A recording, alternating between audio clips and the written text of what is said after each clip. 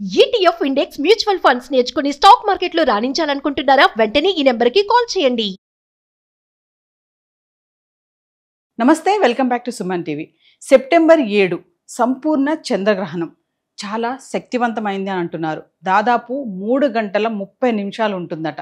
మరి దీని ప్రత్యేకతలు ఏంటి, నియమాలు ఏంటి, ఎలాంటి జాగ్రత్తలు పాటించాలి? మరి ఇలాంటి చంద్రగ్రహణం సూర్యగ్రహణం వచ్చినప్పుడు కొన్ని నియమాలు పాటించాలి, తరువాత తీసుకోవాల్సిన జాగ్రత్తలు ఏంటి, ప్రత్యేకతలు ఏంటి?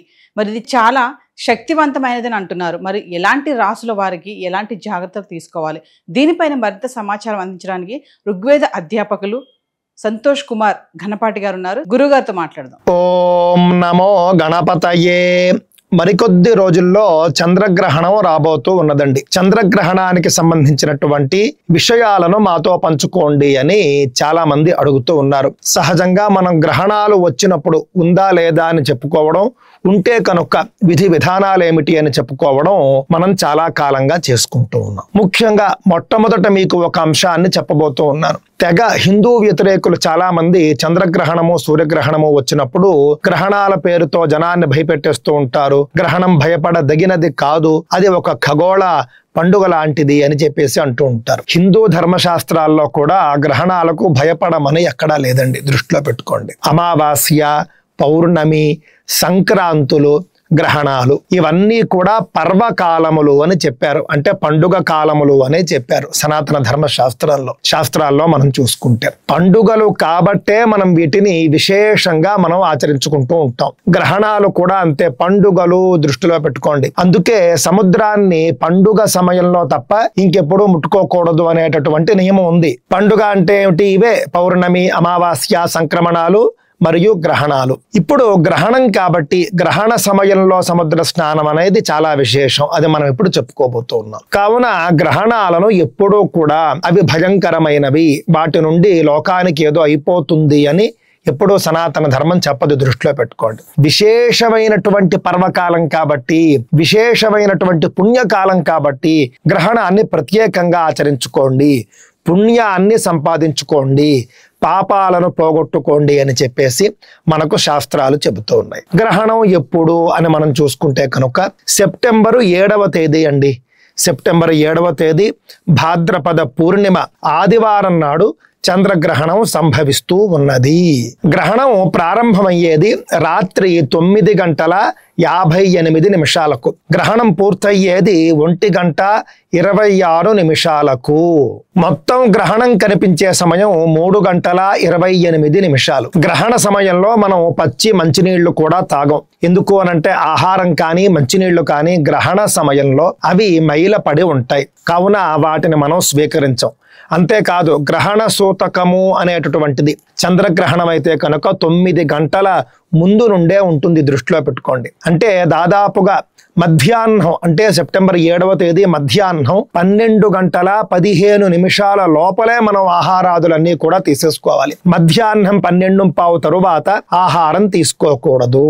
వృద్ధులు, అనారోగ్యంతో ఉన్నటువంటి వాళ్ళు, బాలబాలికలు వాళ్ళంతా కూడా సాయంత్రం 6:25 వరకు తీసుకోవచ్చు ఆహారాదులు. ఆ తర్వాత వాళ్ళు కూడా తీసుకోకూడదు. ఇంకా అసలు మా వల్ల కాదండి, వాళ్ళు ఏదో ఒకటి తినకపోతే ఇంకా ఏమీ చేయలేము, వాళ్ళు తింటేనే ఉంటారు, త్రాగితేనే ఉంటారు అన్నప్పుడు వాళ్ళ సంగతి ఇంకా చెప్పటం లేదు. పైగా మనం చెప్పుకుంటూ ఉన్నటువంటి నియమాలు ఆస్తికుల అంశం. భక్తి తత్పరులు ఎవరైతే వేదాన్ని, శాస్త్రాల్ని, భగవంతుణ్ణి నమ్ముకుని కర్మ సిద్ధాంతాన్ని అనుసరించి పూర్తి స్థాయిలో ఆస్తిక కార్యక్రమాలు చేసుకుంటూ ఉంటారో వాళ్లను ఉద్దేశించి మాత్రమే చెబుతూ ఉన్నవి. ఇక ఈ గ్రహణం ఏ నక్షత్రంలో పడుతోంది, ఎవరికి మంచిది, ఎవరికి మంచిది కాదు అనంటే కనుక ఈ గ్రహణం శతభిష నక్షత్రము మరియు పూర్వభాద్ర నక్షత్రాల్లో పడుతోంది. అంటే ఒక నక్షత్రం ఉన్నప్పుడు మొదలై ఇంకో నక్షత్రం వచ్చిన తరువాత కూడా కొనసాగుతూ ఉన్నది. కావున 2 నక్షత్రాల్లో ప్రస్తుతం గ్రహణం సంభవిస్తూ ఉన్నది. మొత్తంగా కుంభరాశిలో ఈ గ్రహణం వస్తూ ఉన్నది. కావున కుంభరాశి వారు, శతభిషము, పూర్వభాద్ర నక్షత్రాల వాళ్ళు ఈ గ్రహణం చూడకూడదు. ముందు వెనుక నక్షత్రాల వాళ్లకు కూడా మంచిది కాదు, చూడవద్దు అని పెద్దలు చెబుతారు. అంటే ధనిష్ఠ మరియు ఉత్తరాభాద్ర నక్షత్రాల వాళ్ళు కూడా గ్రహణాన్ని చూడకూడదు. అంతేకాదు కుంభరాశి వాళ్ళు చూడకూడదని ఇందాకే చెప్పడం జరిగింది. ఈ గ్రహణానికి సంబంధించి అంటే కుంభరాశిలో ఈ గ్రహణం సంభవించడం వల్ల సత్ఫలితాలు, శుభ ఫలితాలు పొందబోతూ ఉన్నటువంటి రాశుల వాళ్ళు ఎవరు అనంటే మేషము, వృషభము, కన్య మరియు ధనుస్సు. ఈ 4 రాశుల వాళ్ళకి కూడా ఈ గ్రహణం వల్ల మంచి జరగబోతూ ఉన్నది, శుభప్రదము. మకరము, మిథునము, తుల ఈ 3 రాశుల వాళ్లకు మధ్యమ ఫలం, అంటే కొత్తగా ఏమీ రాదు, ఉన్నదేమీ పోదు, సాధారణంగా సాదాసీదాగా ఉంటుంది. సింహరాశి వాళ్లకు కూడా దోషము అని చెబుతూ ఉన్నారు. ఎందుకంటే వాళ్ళ రాశి నుండి, అంటే ఎవరైతే సింహరాశి వాళ్ళు ఉంటారో వాళ్లకు సప్తమ రాశిలో 7వ రాశిలో గ్రహణం సంభవిస్తోంది కాబట్టి వాళ్లకు కూడా దోషమే అని చెబుతూ ఉన్నారు. కుంభరాశి కావచ్చు, మీన రాశి కావచ్చు, వీళ్లకు అంత శుభం కాదు, అరిష్టము అని చెబుతూ ఉన్నారు. మరి మేమేం చేయాలండి? ఈ యొక్క అరిష్టం పోగొట్టుకోవాలంటే ఏం చేయాలి అంటే ముఖ్యంగా గ్రహణం ప్రారంభంలో స్నానం చేయడం, గ్రహణం చివర్లో స్నానం చేయడం, అంటే పట్టు విడుపు స్నానాలు అంటాం మనం. గ్రస్యమానే భవేత్ స్నానం గ్రస్తే హోమో విధీయతే, ముచ్యమానే భవేత్ దానం ముక్తే స్నానం విధీయతే. గ్రహణం పట్టు స్నానం తప్పకుండా చేయాలి, విడుపు స్నానం చేయాలి, ఈ 2 ముఖ్యం. మధ్యలో ఏం చేయాలట? జపము, హోమం చేసుకునే అవకాశం ఉన్న వాళ్ళు హోమం చేసుకోవచ్చు. చివర్లో అంటే విడుపు మొదలవుతుంది చూసారా, గ్రహణం పూర్తిగా పట్టి మళ్ళీ విడుపు ప్రారంభమైన తరువాత దానం చేయాలి. గ్రహణ సమయంలో దేవతా పూజ చేసుకోవచ్చు, జపాలు చేసుకోవచ్చు, హోమం చేసుకోవచ్చు, అలాగే విడుపు మొదలైన తరువాత దానం చేసుకోవచ్చు, విడుపు స్నానం చేయాలి. ఇవన్నీ కూడా నియమాలు గ్రహణాలు వచ్చినప్పుడు. అంతేకాదు చంద్రగ్రహణ సమయంలో దృష్టిలో పెట్టుకోండి, తెలుగు వారందరికీ కూడా సంతోషకరమైనటువంటి విషయం, గోదావరి స్నానం చాలా విశేషంట. అలాగే గంగా స్నానం, గంగా స్నానం తు కుర్వీత గ్రహణే చంద్ర సూర్యయోహో మహానదీషు చాన్యాసు స్నానం కుర్యాద్ యథావిధి. ఏ మహానది ఉన్నా కూడా గ్రహణం పట్టు విడుపు స్నానాలు చేయవచ్చు యథావిధిగా, చాలా మంచిది. అమంత్రకంగా స్నానం చేయాలి. గ్రహణ స్నానాలు ఎప్పుడూ కూడా మంత్రం లేకుండానే స్నానం చేయాలి అని చెబుతూ ఉన్నారు. సాధారణంగా మహానదుల్లో స్నానం చేసినప్పుడు మంత్రంతో చేస్తాం, అలా కాకుండా అమంత్రకంగా స్నానం చేయండి అని చెబుతూ ఉన్నారు. గోదావరి మహాపుణ్య చంద్రే రాహు సమన్వితే అన్నారు. ఈ యొక్క గ్రహణాలు సూర్యగ్రహణం కానీ చంద్రగ్రహణం కానీ గోదావరి నదిలో కనుక పట్టు విడుపు స్నానాలు చేస్తే చాలా మంచిది. గోదావరి మంచిది, గంగ మంచిది. మహానది ఏది దొరికినా కూడా అందులో గ్రహణ స్నానాలు చేయడం చాలా మంచిది. సాధారణంగా రాత్రిపూట స్నానం చేయకూడదు, రాత్రిపూట నదీ నదాదుల్లో దిగకూడదు అనేటటువంటి నియమం గ్రహణానికి వర్తించదు. సంప్రదాయ కురుక్షేత్రే యత్ఫలం లభతే నరైహి తదిందు గ్రహణేం బోధౌ స్నానాద్భవతి షడ్గుణం అన్నారు. సాధారణంగా సాంప్రదాయంగా కురుక్షేత్రంలో మనం దానం చేస్తే ఏ గొప్ప ఫలితం వస్తుందో చంద్రగ్రహణ సమయంలో సముద్ర స్నానం చేస్తే అంత గొప్ప ఫలం వస్తుంది అని చెబుతూ ఉన్నారు. కావున పట్టు విడుపు స్నానాలు సముద్రం అవకాశం ఉన్నవారు సముద్ర స్నానంలో చేయండి, మరీ మంచిది, అనంతమైనటువంటి పుణ్యఫలం వస్తుంది. సరే, ఇప్పుడు అరిష్టము మంచిది కాదు అని చెప్పినటువంటి రాశుల వాళ్ళు ఏం చెయ్యాలి అనంటే కనుక గ్రహణ సమయంలో ఇప్పుడు చెప్పుకున్నటువంటి స్నానాలు, దానాలు, గ్రహణ సమయంలో మంత్ర జపాలు, స్తోత్ర పారాయణలు, పూజలు మొదలైనటువంటివన్నీ కూడా చేసుకుని తరువాతి రోజు గ్రహణ సంబంధమైనటువంటి శాంతి దానం చేసుకోవాలి. ఏమీ లేదండి, బాగా శక్తి ఉన్నవాళ్ళు బంగారంతో రాహు ప్రతిమను దానం చేయవచ్చు.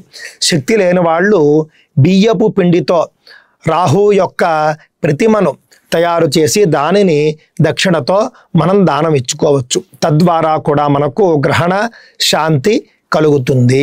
ఇక్కడ ఆశ్చర్యకరమైనటువంటి అంశం ఏమిటంటేనండి, గ్రహణ సమయంలో స్నానం స్యాదుపరాగాదౌ మధ్యే హోమ సురార్చనం అన్నారు. ఉపరాగం అంటే గ్రహణం.